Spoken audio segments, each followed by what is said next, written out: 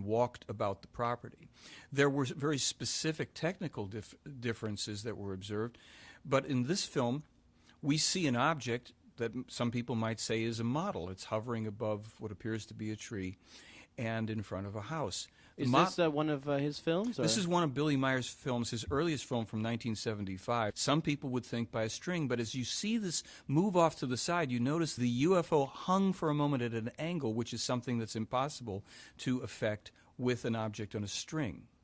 But it looks like so shaky and like being pulled up and down. Yes. And is this the usual way they fly? No, this was a demonstration flight, and some of what was accomplished here was the characteristic and to be expected movements would come from an object, a pendulum-like object, an object on a string. And then we see these other smooth and flowing movements as the UFO is moving about the tree. We're told that this was done for a couple of reasons. One, to actually demonstrate flight in a terrestrial environment, and two, to also give an out to skeptics who would have to say this cannot be an object from outer space. It would be too threatening to their belief systems. However, at a certain point, we can actually see the top of this tree swaying under the backwash of the UFO. And if we look back at the very opening of this film, we will notice that there's a great deal of space between the UFO and the sky, making it very, very unlikely that it could be an object suspended on a string. And why is this film so like blurry and like looks like an old film? I mean, well, it is an old film, shot in 1975 on a snowy and rainy day, according to Meyer, and shot from a distance. So what we're seeing here is a rather poor quality film, to be sure. And we're just having to make the best of it ourselves in our understanding. Is this tree still there today? The tree is no longer there, as is the case in a couple of the other films and photographs that Meyer took. And what do we see here? Here is a much clearer film segment that Meyer took with a UFO hovering above a road, and we can see a car moving slowly to the left in the bottom. Oh yeah, that white frame. dot there, yeah. The white dot. We're going to see another one in a moment. We also notice that there is a tree branch with some leaves to the left. Meyer was encouraged oftentimes to have objects in the foreground for perspective and calculating the distance. Here the craft is moved suddenly to the left, and it's exhibiting a characteristic floating motion that we're told is really the craft riding on the magnetic field of the Earth. In this film, we can see an object, a toy made in the 1990s, invented by physicists, called a levitron, that exhibits this type of movement as this object in these repeated frames floats above the base. We dissolve here into Meyer's UFO as it too is exhibiting that type of hovering, pulsing movement on the magnetic field of the Earth as he was told.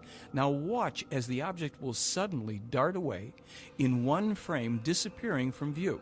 How is that possible? Meyer was told that they have technologies that allow them to move out of phase, out of dimension, within a part of a second. They can not only move out of dimension that quickly, they can also pop back into dimension. When the films were examined at Nippon TV, they discovered that indeed there had been no cutting and that the object not only disappears in one frame, but pops back in one frame just as suddenly as you see here. So where does it go while it's gone? Well, that's a good question. As we observe it here disappear one more time, we can wonder just exactly where it goes. I don't have an answer for it. That's Billy Meyer in the lower middle of the film. He's walked into the film. He'd set up his camera on a tripod as we again see one of the UFOs hovering in the distance. And again, notice that it has this movement, the slight pulsing up and down movement as it rides on the magnetic field of the Earth. And this film? This film, Meyer has the UFO as it comes in closer. He also zooms in on it a bit, and we will see two very dramatic effects of a light flashing there from the top. There, yeah. You see it? And then from the rim of the ship. Why is it flashing like that? That was not explained. As a matter of fact, when Meyer mentioned it to them, to the extraterrestrials, they were surprised at that effect, and they wanted to see the film too. We see it again go on there. Now, as you watch this film, in a moment you're going to be able to observe more clearly that the craft is actually above the Earth. There's a bit of a hill or mountain just below the time codes there. So clearly this was photographed outside. This was filmed outside.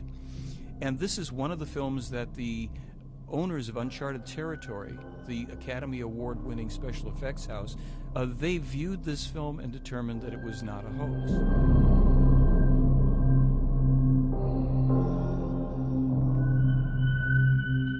In this film, we see 3 of the UFOs, again in the distance, with tree branches in the foreground, as they hover at slightly different angles in relationship to each other, exhibiting again the pulsing movement and changing distance ever so minutely between them.